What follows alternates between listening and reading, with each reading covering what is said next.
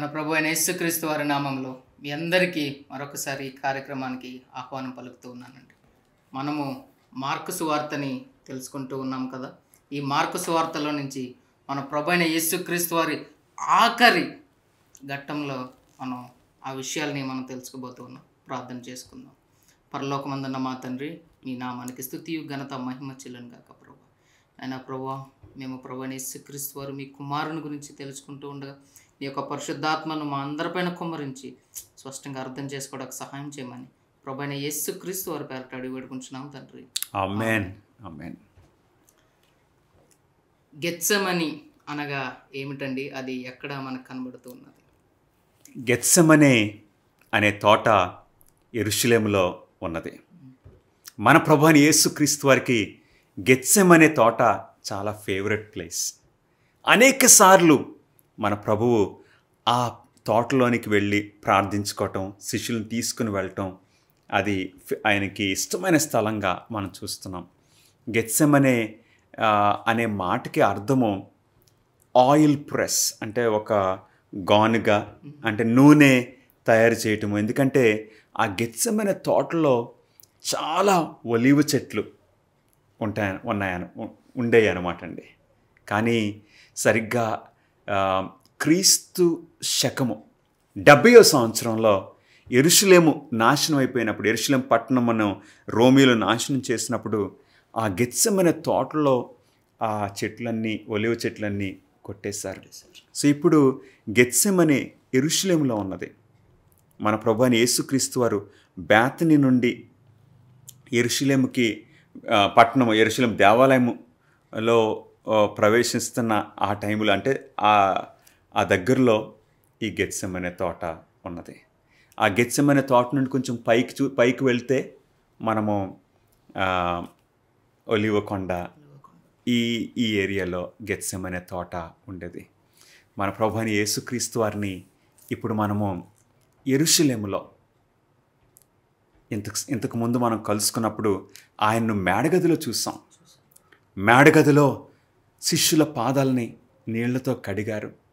తర్వాత ఆయన ఒక రొట్టెను తీసుకుని, ఇది మీ కొరకు నలగొట్టబడిన నా శరీరం అని ప్రభు అయిన యేసుక్రీస్తు వారు ఇచ్చారు. అటు తర్వాత ఒక పాత్రను ఆయన ఎత్తుకొని, ఇది మీ కొరకు చిందింపబడిన నా రక్తం అన్నారు. శిష్యులందరికీ ఇచ్చారు. ఇచ్చి, మరలా నేను నా తండ్రి రాజ్యంలో మీతో పాటు నేను ఇలా త్రాగు వరకు నేను దీన్ని ముట్టుకోనని చెప్పారు. వావ్, ఎంత పర్సనల్గా మన ప్రభు అయిన యేసుక్రీస్తు వారు శిష్యులతో మాట్లాడుతున్నారు. నేను మరలా మీతో ఇలా త్రాగు వరకు. అంటే మన గృహాల్లో అమ్మ అందరూ భోంచేసిన అమ్మ భోంచేయకుండా ఆగుతుంది. ఆ కుమారుడు కోసం ఆగుతుంది. రాత్రి 10 అయినా 12 అయినా అలాగే ఎప్పుడు వస్తాడా నా కుమారుడని అలాగ చూస్తూ ఉంటుంది అమ్మ ప్రేమ. అలాగే కొంతమంది భార్యలు, నా భర్త ఇంకా భోజనం చేయలేదు, ఇంకా ఇంటికి రాలేదని వారు కూడా భోజనం చేయకుండా వెయిట్ చేస్తారు. ఎందుకంటే ప్రేమ ఎప్పుడు ఎదురు చూస్తుంది. మన ప్రభు అయిన యేసుక్రీస్తు వారు నీతో నాతో మరలా ఆ ద్రాక్షరసము త్రాగడానికి ఆయన వెయిట్ చేస్తున్నారు. అంటే మరలా ఎప్పుడు మనం ఆయన కలుసుకోబోతున్నాము? యేసుక్రీస్తు వారు 2వ రాకడప్పుడు. హల్లెలూయా. ఆ 2వ రాకడ సందర్భంలో ప్రకటన గ్రంథము 19వ అధ్యాయము గొర్రెపిల్ల మహోత్సవం అని ఆ సంఘటనను పిలుస్తుంది. ఆ గొర్రెపిల్ల మహోత్సవంలో ఆ బల్ల మీద మనం అందరం కూడా కూర్చోబోతున్నామా? ఆ బల్ల దగ్గర, అంటే at the table of God. ఆ గొర్రెపిల్ల మహోత్సవం, wedding supper of the lamb. ఇంకా అక్కడ క్రీస్తు రక్తం చేత కడగబడిన వారందరూ కూడా ఆ టేబుల్ దగ్గర మనం అందరం కలుసుకోబోతున్నాం.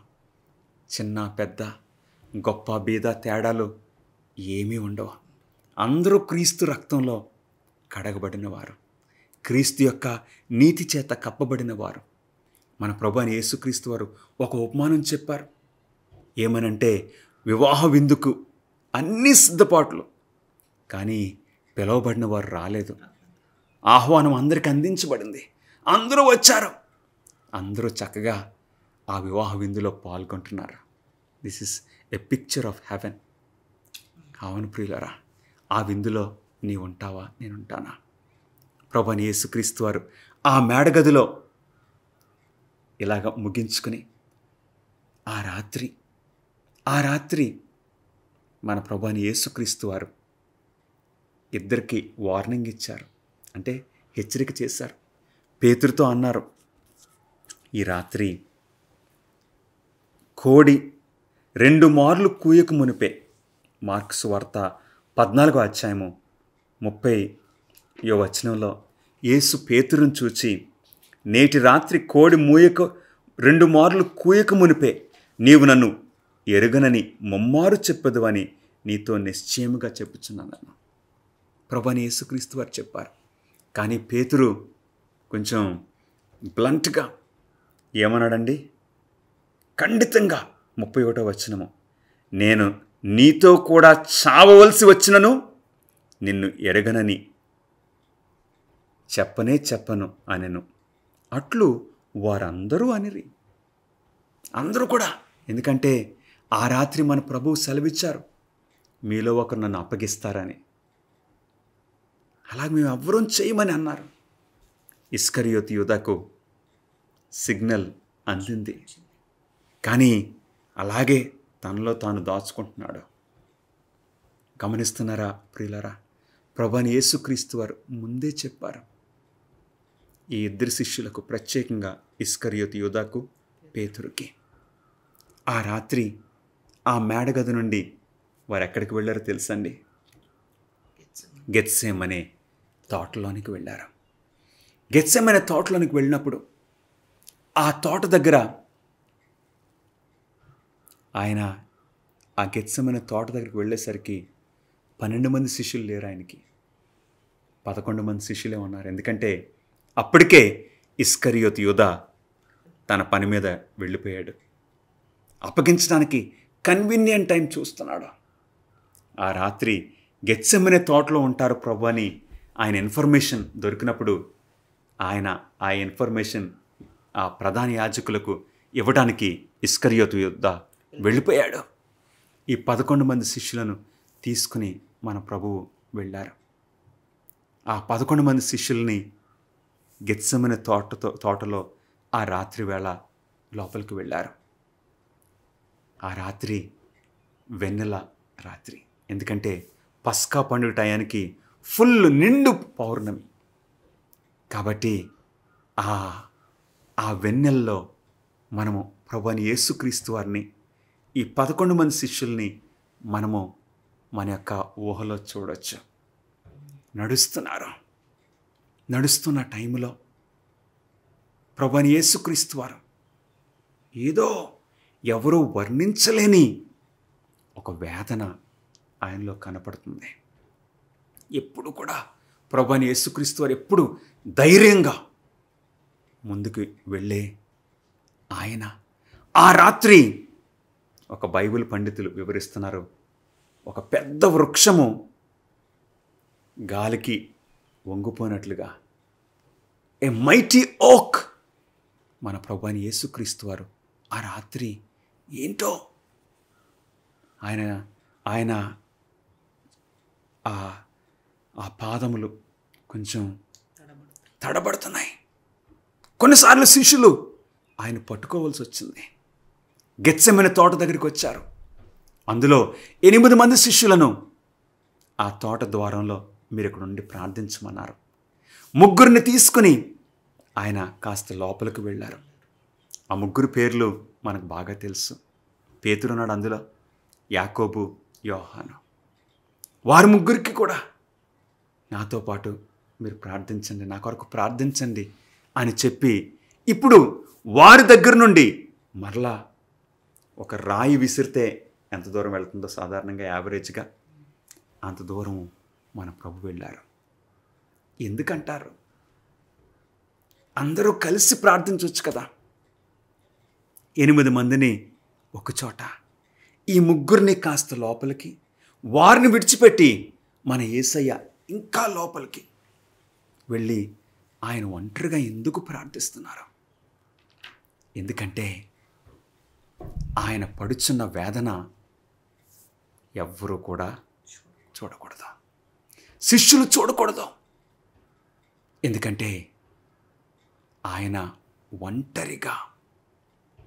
యెషయా గ్రంథము 63వ అధ్యాయము 3వ వచనంలో ఈ సత్యము మనకి యెషయా ప్రవక్త ముందే ప్రవచనం చేశాడు. యెషయా ప్రవక్త రాసిన యెషయా గ్రంథము 63వ అధ్యాయము 3వ వచనంలో ఈ సత్యము మనకు కనపడుతుంది. ఏంటండి? ఒంటరిగా ద్రాక్ష గానుగును త్రొక్కితిని. I tread the wine press alone. ఒంటరిగా. ఇందులో ఎవరు కూడా ఆయనకి సహాయం చేయటానికి లేరు, ఉండకూడదు. జనములలో ఎవడునూ నాతో కూడా ఉండలేదు. ఒంటరిగా ద్రాక్ష గానుగును నేను త్రొక్కితిని. అవును ప్రియులరా, ఆ పరిస్థితిని ఆ రాత్రి ఆ గెత్సెమనే తోటలో ప్రభువైన యేసుక్రీస్తు వారు ఎప్పుడు ఇక్కడికి వచ్చి ప్రార్థించినప్పుడు ఎంతో నెమ్మది ఆయనకు కలిగేది, సంతోషం కలిగేది, తండ్రితో మాట్లాడటం. కానీ ఈ రాత్రి he is standing in a different status with the father. తండ్రితో ఎప్పుడూ ఎడబాటు లేని యేసయ్య ఈ రాత్రి వారిద్దరి మధ్యనున్న ఆ బంధము కొంచెం వేరుగా అవుతుంది. ఎందు గురించి? మన సంబంధాల్లో మనము మీ ఎడల నేను పాపం చేసిన, నా ఎడల మీరు పాపం చేసిన మన సంబంధం కొంచెం వీక్ అవుతుంది. దావీదు దేవునికి వ్యతిరేకంగా పాపం చేసినప్పుడు his relationship with God changed, మారుతుంది. ఎందుకు? మన ప్రభువైన యేసుక్రీస్తు వారికి తండ్రి అయిన దేవునికి మధ్యన ఎందుకు ఆ ఎడబాటు వస్తుంది? యేసయ్య ఏ పొరపాటు చేయలేదు. ఆయన ఏ పాపము ఎరుగని పావనమూర్తి. ఆయన ఏ పాపము ఆయన చేయలేదు. కానీ ఆ రాత్రి ఏం జరుగుతుందో తెలుసండి? గెత్సెమనే తోటలో ఇప్పుడు ఆయన ఒక పాపిగా ఎంచబడుచున్నాడు. ఎందుకంటే లోక పాపములను మోసుకొని పోవు దేవుని గొర్రెపిల్లగా ఈ రాత్రి ఆయన వధకు సిద్ధపడుతున్నారు. అంటే మనకు అర్థమయ్యే రీతిలో చెప్పాలంటే, నీ జీవితంలో నీవు చేసిన పాపములన్నీ, నా జీవితంలో నేను చేసిన పాపాలన్నీ ఒక మూట కట్టి నా భుజం మీద పెడితే నేను మొయ్యలేను. ఆ బరువు కింద నేను చచ్చిపోతాను, నలిగిపోతాను. నీవు కూడా మొయ్యలేవు ప్రియ సహోదరుడా, సహోదరి. నీ అవిధేయత, నీ పాపపు చేష్టలన్నీ, నా పరిస్థితి, నా పాపపు పరిస్థితి అంతా మనం మొయ్యలేమో. అది ఇండివిజువల్గా మనందరి పాపములు, లోకములో అప్పటికి జీవించిన వారి పాపములు, జీవిస్తున్న వారి పాపములు, జీవించబోచున్న అందరి పాపములో ఒక మూట కట్టి, ఇంకా లిటరల్గా చెప్పాలంటే యేసు ప్రభు భుజం మీద పెడుతుంటే హీ కెనాట్ బేర్. ఎందుకంటే ఏ పాపం ఎరుగని మన ప్రభువైన యేసుక్రీస్తు వారు ఇప్పుడు ఒక పాపిగా ఎంచబడుచున్నారు. He is bearing the sin of the world. అందుగురించి తండ్రి ఆయనకు దూరం కావాలి. అవును, ఎందుకంటే తండ్రి సన్నిధిలో పాపము నిలవలేదు. ఇప్పుడు ఆయన మన పక్షమున ఒక పాపిగా ఎంచబడుచున్నాడు. మన ప్రభువైన యేసుక్రీస్తు వారు ఎప్పుడు ఇతరుల కొరకు విజ్ఞాపన చేసే మంచి మనసు కలిగిన మన రక్షకుడు. ఎప్పుడు ఇతరుల కొరకు విజ్ఞాపన చేసే ఆ పరిచర్యలో ఉండే మన యేసయ్య, దట్ నైట్, ఆ రాత్రి, he longed for an intercessor. నా పక్షమున ఒక ఉత్తరవాది ఉంటే బాగుండని ఆయనకు ఆశ కలిగింది. నాతో ఎవరన్నా ఉండి నన్ను ధైర్యపరిస్తే బాగుండం అని ఆయన ఆశపడ్డారు. కానీ ఆయన ధైర్యపరిచే స్థితిలో ఎవ్వరూ లేరు. శిష్యులను ప్రార్థించమన్నారు. వారేం చేస్తున్నారండి? వారు మార్కు సువార్త 14వ అధ్యాయంలో వారు ఏం చేస్తున్నారు? దేవుని యొక్క వాక్యము మనం చూడొచ్చు. 37వ వచనం, మరలా వచ్చి ఆయన వచ్చి వారు నిద్రించుచుండట చూచి, సీమోను, నీవు నిద్రించుచున్నావా? ఒక్క గడి అయినను మేలుకొని ఉండలేవా? మీరు శోధనలో ప్రవేశింపకుండానట్లు మెలకువగా ఉండి ప్రార్థన చేయడి. ఆత్మ సిద్ధమే గాని శరీరము బలహీనమని పేతురుతో చెప్పి తిరిగిపోయి ఇంత మట్టుకు పలికిన మాటలనే పలుకుచు ప్రార్థించెను. ఆయన తిరిగి వచ్చి చూడగా వారు నిద్రించుచుండిరి. ఏలయనగా వారి కన్నులు భారముగా ఉండెను. వారి కన్నులు బరువెక్కిపోయినవి. ఒక్క గంట కూడా వారు ప్రార్థించలేకపోతున్నారు. ఎందుకంటే ఆ రాత్రి ఒక గొప్ప యుద్ధము గెత్సెమనే తోటలో జరుగుతుంది. గెత్సెమనే తోటలో జరిగే యుద్ధం ఏంటి? అంత సైలెంట్గానే ఉంది. మంచు పడుతుంది, చక్కగా వెన్నెల కాస్తుంది. కానీ గెత్సెమనే తోటలో వెలుగుకు చీకటికి మధ్యన ఒక యుద్ధము, ఒక సంఘర్షణ జరుగుతుంది. సాతానుకు దేవునికి మధ్యన ఒక పోరాటం జరుగుతుంది. సాతానుడు ఇక మన మాటల్లో చెప్పాలంటే, మన పెద్దల మాటల్లో చెప్పాలంటే రెచ్చిపోతున్నాడు. ప్రభువైన యేసుక్రీస్తు వారి దగ్గరికి వచ్చి చెవిలో చెబుతున్నాడు, నీవు ఈ పాపుల పక్షమున గనక నీవు నిలిచినట్లయితే నీ తండ్రితో నీకు చిరకాలము ఎడబాటే. నీ తండ్రితో నీకు ఎడబాటే. ఒక ఎగ్జాంపుల్, ఒక కుమార్తె దగ్గరికి కానీ 2 సంవత్సరాలు 3 సంవత్సరాల కుమార్తె కానీ కుమారుడు దగ్గరికి కానీ వెళ్ళి నీ తల్లి నుండి నువ్వు దూరం అయిపోతావంటే ఆ పాప భరిస్తుందా? ఆ కుమారుడు భరించగలడా? గమనిస్తున్నారా ప్రియులరా?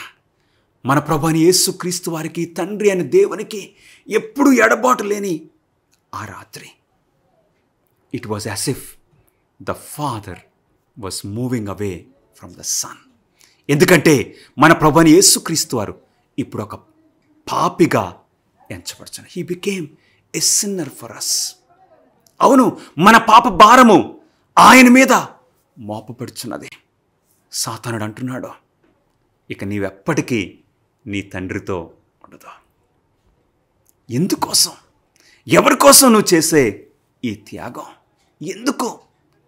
నీ శిష్యులు చూడు, వారు ఒక్క గంట కూడా నీతో ఉండలేకపోతున్నారు, ప్రార్థించలేకపోతున్నారు.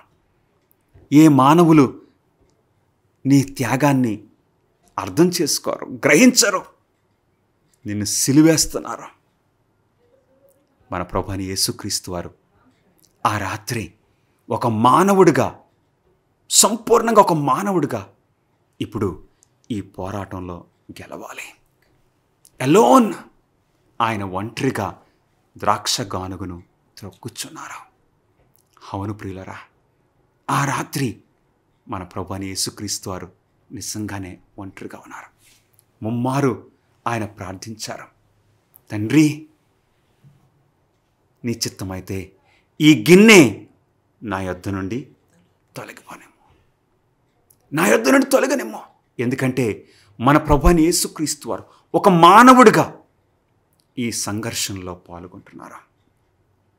ఇక ఆయన సిలువ మేకుల గురించి భయం లేదు, ఆయనకి ఆ కొరడ దెబ్బల గురించి భయం లేదు. సిలువ కొడతారు అది కాదండి ఆయన భయపడేది, దేవునితో ఎడబాటు. అది ప్రభువైన యేసుక్రీస్తు వారు భరించలేకపోతున్నారు. Separation from the heavenly father. గమనిస్తున్నారా ప్రియ స్నేహితులరా, ఎట్ ఏంటో తెలుసండి, ఆ పరిస్థితిలో కూడా మన ప్రభువైన యేసుక్రీస్తు వారు ఏమంటున్నారో తెలుసా? ఆ పరిస్థితిలో కూడా మార్కు సువార్త 14:36 నాయనా తండ్రి, నీకు సమస్తము సాధ్యము, ఈ గిన్నె నా యొద్ద నుండి తొలగించుము, అయినను నా ఇష్ట ప్రకారం కాదు, నీ చిత్త ప్రకారమే కానిమ్ము అనెను. అంటే తండ్రి ఆయన యొద్ద నుండి ఎడబాటు అవుతున్నప్పటికీ he still trusted in the father. అది ప్రియులరా, నీ జీవితంలో నా జీవితంలో దేవుడు ఆశించేది అదే. అవును, మన తండ్రి మనల్ని ఎప్పుడూ విడిచిపెట్టరు. కానీ కొన్ని పరిస్థితులు మనల్ని మన తండ్రి నుండి ఎడబాటు చేసినట్లు అనిపించవచ్చు మనకి. You may doubt his presence, you may doubt his love. కానీ అలాంటి పరిస్థితుల్లో కూడా మన ప్రభువైన యేసుక్రీస్తు వారు తండ్రి అబ్బా అని పిలుస్తున్నారా? He is trusting the father. అవును ప్రియులరా, అవును. నీ భార్య ప్రేమను నువ్వు అనుమానిస్తున్నావా? నీ భర్త ప్రేమను అనుమానిస్తున్నావా? నీ తండ్రి నీ తల్లి ప్రేమను నువ్వు అనుమానిస్తున్నావా? ఈ రోజున నీ దేవుని ప్రేమను నువ్వు అనుమానిస్తున్నావా? మన ప్రభువైన యేసుక్రీస్తు వారు ఈరోజు ఆయన శ్రమల ద్వారా మనం నేర్చుకొనుచున్న ఒక ప్రాముఖ్యమైన పాఠం ఏంటంటే, you can still call him father. ఆయన నిన్ను విడిచిపెట్టరు, నిన్నేమాత్రం విడిచిపెట్టరు. మార్కు సువార్త 14వ అధ్యాయము, మార్కు సువార్త 14వ అధ్యాయము 33వ వచనంలో, 15వ అధ్యాయము 33వ వచనంలో, మధ్యాహ్నం మొదలుకొని 3 గంటల వరకు ఆ దేశమంతటను చీకటి కమ్మెను. చీకటి కమ్మెను రెండు కారణాలు. నంబర్ 1, ఎందుకు చీకటి? ఎందుకంటే నా సృష్టికర్తను ఈ మానవులు సిలివేస్తే నేను ఇక ప్రకాశించనని సూర్యుడు చెప్తున్నట్లు, నా వెలుగును ఈ మానవులకి ఇవ్వలేను. అంటే ఒక విధంగా కొన్నిసార్లు స్ట్రైక్ జరుగుతుంది, అట్లాగా ఒక స్ట్రైక్ లాగా సూర్యుడు నేను నా వెలుగు ఇవ్వలేనని చీకటి 12 గంటలు, మధ్యాహ్నం 12 గంటల నుండి మధ్యాహ్నం 3 గంటల వరకు చీకటి. రెండవ కారణం ఏంటి? ఆ చీకటిలో తండ్రి అనే దేవుడు ఆయన కుమారునికి సమీపంగా వచ్చారు. He will never leave you not forsake you. తండ్రి అనే దేవుడు నిన్ను విడువడు. అందుకే మనకు నేర్పించారు మన ప్రభువైన యేసుక్రీస్తు వారు, పరలోకమందున్న మా తండ్రి అని మనం ప్రార్థించాలి. అవును ప్రియులరా, don't doubt the fathers love. తండ్రి అనే దేవుడు ఆయన ప్రియకుమారుణ్ణి మన రక్షణ నిమిత్తము అనుగ్రహించారు. మన పరలోకపు తండ్రి ఆయన కుమారుడినైనా ఎడబాటు చేసుకోవడానికి ఇష్టపడ్డారు, కానీ నిన్ను నన్ను ఎడబాటు చేసుకోవడానికి ఆయన ఇష్టపడలేదు. హల్లెలూయా. ప్రియా సహోదరుడా, సహోదరి, ఆ రాత్రి గెత్సెమనే తోటలో మన ప్రభు ఉండగా వచ్చాడు. వారు కత్తులు కటారులన్నీ పట్టుకుని కాగడాలతో వచ్చారు. ఎవరు నడిపిస్తున్నారు ఆ గుంపును? సాతానుడు. ప్రత్యేకంగా మనకు కనపడేది ఇస్కరియోతు యోధా వచ్చి మన ప్రభువుని ముద్దు పెట్టుకున్నాడు. ఎందుకు చెప్పాడు? వారితో చెప్పాడు. ఏమని చెప్పాడు? నేనెవరిని ముద్దు పెట్టుకుంటానో. 44వ వచనము, 14వ అధ్యాయము మార్కు సువార్త 44వ వచనము, నేనెవరిని ముద్దు పెట్టుకుందునో ఆయనే యేసు, ఆయనను పట్టుకొని భద్రముగా కొనిపోవుడని వారికి గుర్తు చెప్పి ఉండెను. వాడు వచ్చి వెంటనే ఆయన యొద్దకు పోయి బోధకుడా అని చెప్పి ఆయనను ముద్దు పెట్టుకొనగా వారు ఆయన మీద పడి ఆయనను పట్టుకొనిరి. గమనిస్తున్నారా ప్రియులరా? మన ప్రభువైన యేసుక్రీస్తు వారిని ఇప్పుడు ఆ గెత్సెమనే తోటలో అరెస్ట్ చేశారు. అక్కడి నుండి మన ప్రభువైన యేసుక్రీస్తు వారిని ప్రధాన యాజకుని ఇంటికి తీసుకుని వెళ్ళారు. ఇదంతా రాత్రి వేళ చీకటి టైంలో జరుగుతుంది. ఎందుకంటే ఆ ప్రధాన యాజకులు ఈ రాత్రి వేళ చీకటిలో ఆయనని నిందించాలి, ఆయన మీదకి మరణశిక్ష విధించాలి. ఎవరికి తెలియకముందే, ఇది బయటికి వెళ్ళకముందే ఆయన్ని సిలువేసేయాలి. చీకటిలో జరుగుతున్న ఈ చీకటి క్రియలు గమనిస్తున్నావా ప్రియ సహోదరుడా, సహోదరి? నీ జీవితంలో కూడా కొన్ని చీకటి క్రియలు, అవును, నీకు తెలియకుండా ఎవరు నిన్ను నిందిస్తున్నారో అధైర్యపడద్దు. మన ప్రభువైన యేసుక్రీస్తు వారు ఆయన నిందింపబడినను తిరిగి నిందించలేదు. మనం కూడా మనకు నేర్పించింది, మన ప్రభువు నేర్పించింది అదే ప్రియులరా. ఆ రాత్రి ఇక మన ప్రభువైన యేసుక్రీస్తు వారికి నిద్ర లేదు. ఆయన ప్రధాన యాజకుని ఇంటికి తీసుకుని వెళ్ళారు. ఇక వారు ఆయనను పరీక్షిస్తున్నారు. అన్యాయపు తీర్పు తీర్చారు. అబద్ధ సాక్షులను తీసుకొచ్చారు. ఆ అబద్ధ సాక్షులు ఒకరికొకటి అతకలేదు. ఈ సమయంలో ఒక ప్రాముఖ్యమైన విషయంతో మనం ముగించుకుందాం ప్రియులరా. ఒకవేళ తండ్రి అనే దేవుడు మన ప్రభువైన యేసుక్రీస్తు వారు మార్కు సువార్త 14వ అధ్యాయము 36వ వచనంలో మన ప్రభువైన యేసుక్రీస్తు వారు చేసిన ప్రార్థనను తండ్రి అనే దేవుడు ఆలకిస్తే ఏమైపోవును? మన పరిస్థితి ఏమైపోవును? We would be lost forever. He was willing to be lost forever to save us. అవును ప్రియులరా, ఆయన ప్రార్థనకి దేవుడు జవాబు ఇవ్వలేకపోయారు. ఎందుకంటే నీ రక్షణ కొరకు, నా రక్షణ కొరకు ప్రార్థన చేసుకుందాం. ప్రభువా, ఎంత గొప్ప దేవుడవునైనా నీవు, ఎంత జాలిగల తండ్రివినైనా, నైనా మా ప్రార్థనలకు జవాబు రానప్పుడు మేము చిరాకు పడతాం, విసుక్కుంటున్నాం, అనుమానిస్తున్నాం, నిన్ను విడిచిపెడుతున్నాం.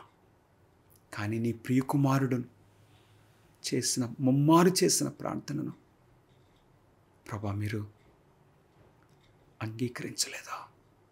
మీ చిత్తాన్ని జరిగించుకున్నారు, మాకు రక్షణను అనుగ్రహించారు. మీ నామమునకు స్తుతులు, స్తోత్రములు. ఇదిగో నాయనా, ఈ కార్యక్రమాన్ని వీక్షిస్తున్న నీ బిడ్డలను వారిపై మీ కనుదృష్టించి పేరు పేరు వరుసను ఆశీర్వదించమని, మీతో మా సంబంధము బలపరుచుకోమని, ఈ కుటుంబాన్ని దగ్గరకు తీసుకోమని యేసుక్రీస్తు నామములో అడిగి వేడుకుంటున్నాం తండ్రి. ఆమేన్. God bless you friends.